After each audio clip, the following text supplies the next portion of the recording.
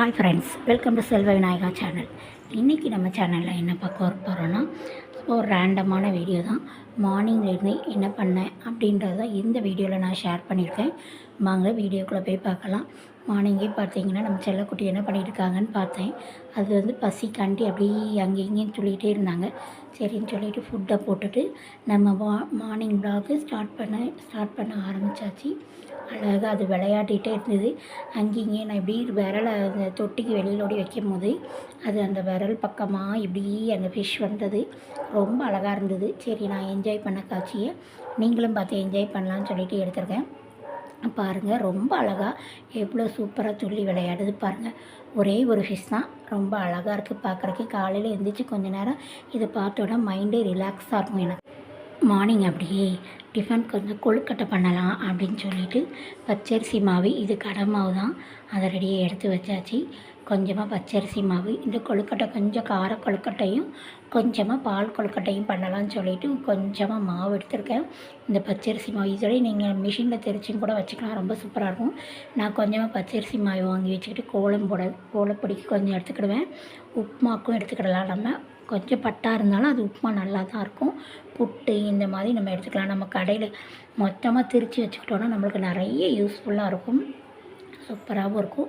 இதில் வந்து நான் கொழுக்கட்டைக்கு பார்த்தீங்கன்னா மாவு எவ்வளோ எடுத்துருக்கணும் அதே குவான்டிட்டிக்கு தேங்காய் பூ போடுறேன். அப்போன்னா வந்து கொழுக்கட்டை வந்து ரொம்ப டேஸ்ட்டாக சுவையாக நல்லாயிருக்கும். இப்போ ஒரு கப் மாவு எடுத்தேன்னா அதே கப்புக்கு நல்ல தளதட்ட மாவு வந்து கோபுரம் மாதிரி எடுத்தேன்னா தேங்காய் பூ வந்து கொஞ்சம் ஒரு 3/4 கப்பாவது நான் போட்டுருவேன். அப்போன்னா டேஸ்ட் வந்து அந்த கொழுக்கட்டை வந்து ரொம்ப நல்லாயிருக்கு. மாவுக்கு தேங்காய் கம்மியாக போட்டோன்னா டேஸ்ட்டு கொஞ்சம் கம்மி, டேஸ்ட் நல்லா இல்லாத மாதிரி இருக்குது. இது வந்து ரொம்ப டேஸ்ட் நல்லா இருக்க மாதிரி இருக்குது. ஸோ நான் அதனால் அவ்வளோ யூஸ் பண்ணுறேன். கொஞ்சம் உப்பு போட்டாச்சு. மாவு, தேங்காய் பூ, உப்பு, இதை தாளிக்கிறதுக்கு வத்தல் எடுத்து கிள்ளி வச்சுருக்கேன். ஒரு 2-3 வத்தல் கிட்ட கிள்ளி போட்டு வச்சுருக்கேன். இதை இப்போ அடுப்பில் தாளித்து இந்த மாவு கூட விட்டு பிசைஞ்சிக்கிடலாம். தாளிசத்தையே விட்டாச்சு. தாளித்து எடுத்து வந்துட்டேன். இதை விட்டுட்டு சூடாக இருக்குது, இதை கொஞ்சம் கரண்டி வச்சு நம்ம பிசைஞ்சிட்டோன்னா அதுக்கப்புறமா தண்ணி விட்டு நல்லா விரவிட்டு பிடிச்சி இட்லி தட்டில் வச்சுட்டோன்னா சூப்பராக சுவையான கார கொழுக்கட்டை நம்மளுக்கு ரெடி ஆயிருங்க. இதே மாதிரி தான் இதிலையே நீங்கள் வந்து வேறு கடலைப்பருப்பு அதெல்லாம் போட்டு கூட நம்ம வந்து தாளித்து ஊற்றிக்கலாம். கடலைப்பருப்புலாம் போடும்போது கொஞ்சம் சவைக்கும் போது நல்லா கடிப்படும் போது நறுன்னு கடிப்படும் போது ரொம்ப சூப்பராக இருக்கும். ட்ரை பண்ணி பாருங்கள்.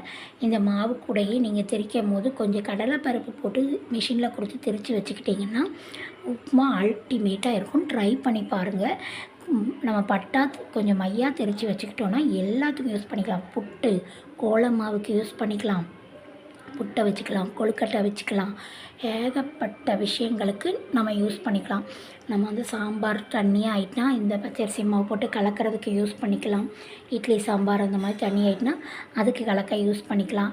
இந்த மாதிரி நம்ம ஏகப்பட்ட விஷயங்களுக்கு யூஸ் பண்ணிக்கலாம். பச்சரிசி மாவு இருக்கிறது நம்மளுக்கு வந்து மார்னிங் டிஃபனுக்கு கவலையே இருக்காதுங்க. ட்ரை பண்ணி பாருங்கள். கொழுக்கட்டை கொழுக்கட்டை தான் சூப்பராக இதில் உருட்டி அவிய வைக்கிறதுக்கு பிடிச்சி வச்சாச்சு. அடுத்ததாக பார்க்கலாம் என்னங்கிறது.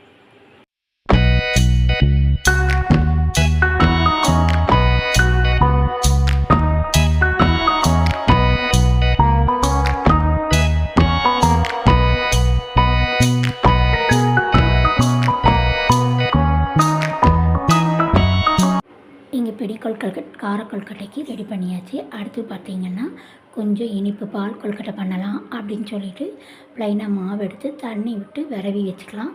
உப்பு எதுவுமே இதில் சேர்க்கக்கூடாது. ப்ளைனாக மாவு மட்டும் நம்ம விரவியாச்சு. இப்போ நல்லா தண்ணி விட்டு பிசைஞ்சு இதை நம்மளுக்கு என்ன ஷேப் வேணுமோ நம்ம உருட்டிக்கலாம். நீளமாக திரியாக திரிச்சு உருட்டிக்கலாம். இல்லை வட்டமாக உருண்டையாகவும் நம்மளுக்கு பிடிச்ச மாதிரி உருட்டிக்கலாம். இதுக்கு பால் கொழுக்கட்டைக்கு தேங்காய் பால் விட்டு நம்ம பண்ணிக்கலாம். இல்லை பசும்பால் கூட விட்டுக்கலாம். கொஞ்சமாக தண்ணியை கொதிக்க வச்சுட்டு அந்த தண்ணி கொதித்ததுக்கப்புறம் நம்ம உருட்டி வச்சுருக்க உருண்டைகளை அந்த தண்ணியில் போடணும். போட்டு அவிச்சிட்டு இறக்கி வச்சுட்டு தாங்க தேங்காய் பாலோ காய்ச்சின பாலோ விடணும். பால்லையே விட்டு நம்ம கொதிக்க வச்சோம்னா ஒரு மாதிரி நொரை போட்டுக்கிட்டு ஒரு மாதிரி இல்லை, சம்டைம் திரைய கூட வாய்ப்பு இருக்குது. ஸோ அதனால் நம்ம வந்து நல்லா கொழுக்கட்டையை வெந்நீரில் நல்லா அவிய வச்சுட்டு கொஞ்சமாக வெந்நீர் எடுத்துக்கிட்டு இந்த கொழுக்கட்டை அவிஞ்சதுக்கப்புறம் இந்த கொழுக்கட்டையை எடுத்துகிட்டு பாலை காய்ச்சிட்டு பசும்பாலோ எண்ணெய் பாலோ அந்த நம்மளுக்கு பேக்கெட் பாலோ காய்ச்சி வச்சுக்கிட்டு அதில் இந்த கொழுக்கட்டையை போடலாம். இல்லை தேங்காய் பாலை வச்சுட்டு தேங்காய் பாலில் கூட இந்த உருண்டை கொழுக்கட்டையை அவிச்ச கொழுக்கட்டை. இந்த பக்கம் கொழுக்கட்டை எல்லாம் முடிஞ்சுதுங்க. இந்த பக்கம் பார்த்திங்கன்னா அதுக்குள்ளே நம்ம வந்து கருவேப்பிலை பொடி திரிச்சிடலாம் காலையில் அப்படின்னு சொல்லிட்டு கருவேப்பிலையை தான் எடுத்து வச்சுருக்கேன். இந்த கருவேப்பிலை பொடி பார்த்திங்கன்னா செம்ம சூப்பராக இருக்கும். இட்லி தோசைக்கு செம்மையாக இருக்கும். டிஃபனுக்கு எல்லாமே சூப்பராக இருக்கும். ட்ரை பண்ணி பாருங்கள். இதுக்கு வந்து கொஞ்சம் கருவேப்பிலை, நீங்கள் வந்து கருவேப்பிலையை வந்து வெயிலில் காய வச்சு எடுத்தால் கூட செம்மையாக இருக்கும். நான் இதை வாங்கிட்டு வந்தோடனே அப்படியே போட்டு வறுத்தாச்சு. சட்டியில் லைட்டாக வெறுஞ்சட்டியில் போட்டு வறுத்துட்டு அது கூட அதை எடுத்து வச்சுட்டு உளுந்தம்பருப்பு, நீங்கள் வந்து தொளி உளுந்துனாலும் சரி முழு உளுந்துனாலும் சரி ஏதோ ஒரு உளுந்தை போட்டு கொஞ்சமாக ஆயில் விட்டு நல்லா உளுந்தையும் செவக்க வறுத்து எடுத்துக்கலாம். கருவேப்பிலையும் நல்லா வறுத்து எடுத்துக்கணும். கருவேப்பிலையை முதல்ல வறுத்து எடுத்துட்டேன். இப்போ வந்து உளுந்தை போட்டு வறுத்துட்ருக்கேன். உளுந்து வந்து நல்லா செவக்க வறுக்கணும். அந்த கருவேப்பிலை வறுத்த சட்டி வந்து சூடாக இருந்ததுனால இப்போ தான் கருவேப்பிலையை வறுத்து முடிச்சுட்டு அந்த உளுந்தை போட்டுட்டு ஆயில் விட்டு அடுப்பை ஆன் பண்ணியிருக்கேன். சூப்பராக இது நல்லா வறுத்து எடுத்துட்டிங்கன்னா மணக்க செம்ம சூப்பராக இருக்குங்க. இதோட கருவேப்பிலையை வந்து நீங்கள் வந்து வெயிலில் காய வச்சு எடுத்து வரங்க, இன்னும் சூப்பராக இருக்கும். இது கூட மிளகாத்தூளும் வறுத்து எடுத்து வச்சுக்கலாம். இதுக்கு வந்து மிளகாத்தூள், கருவேப்பிலை, கொஞ்சமாக புளி, அது போக காயம், வெள்ளைப்பூடு, உளுந்து, இவ்வளோ தான் இந்த பொடி ரெடி பண்ணதுக்கு. இதெல்லாம் நான் போட்டு ஆற வச்சு வறுத்து ஆற வச்சு மிக்சியில் போட்டு திரிச்சோன்னா இந்த மாதிரி இருக்குது. செம்ம சூப்பராக இருக்குது. நான் இன்றைக்கி மார்னிங் டிஃபனுக்கு தோசை தான், கார கொழுக்கட்டை அது வந்து மார்னிங்கே எடுத்துக்கிட்டேன். கார கொழுக்கட்டை, கொஞ்சம் பால் கொழுக்கட்டை, அது போக தோசை, இவ்வளோ நம்ம எடுத்துக்கிட்டாச்சு. கொஞ்சம் எல்லாத்துலேயும் கொஞ்சம் எடுத்துக்கிட்டாச்சு. சூப்பராக ஆயில் விட்டு நம்ம இதை சாப்பிட்டு பாருங்கள், அவ்வளோ ஒரு அட்டகாசமாக இருக்கும். நீங்களும் ட்ரை பண்ணி பார்த்துட்டு இந்த கருவேப்பிலை பொடி இதை ட்ரை பண்ணி பார்த்துட்டு எப்படி இருக்குது அப்படிங்கிறத எனக்கு கமெண்ட் பாக்ஸில் கமெண்ட் பண்ணுங்கள் friends. Thank you, take care. Next ஒரு இன்ட்ரெஸ்டிங்கான வீடியோவில் நான் உங்களை சந்திக்கிறேன் ஃப்ரெண்ட்ஸ். இது வரைக்கும் நம்ம சேனலை சப்ஸ்கிரைப் பண்ணி சப்போர்ட் பண்ணுங்கள். உங்கள் ஃப்ரெண்ட்ஸ் அண்ட் ஃபேமிலிக்கு ஷேர் பண்ணுங்கள் ஃப்ரெண்ட்ஸ். நீங்கள் பெல் பட்டனுக்கு சப்ஸ்கிரைப் பண்ணி பெல் பட்டனையும் கிளிக் பண்ணி வச்சுக்கோங்க. நான் போடுற வீடியோஸ் நோட்டிஃபிகேஷனில் உடனுக்குடனே உங்களுக்கு நோட்டிஃபிகேஷனாக வரும். Thank you, take care. நெக்ஸ்ட் ஒரு இன்ட்ரெஸ்டிங்கான வீடியோவில் நம்ம மீட் பண்ணலாம்.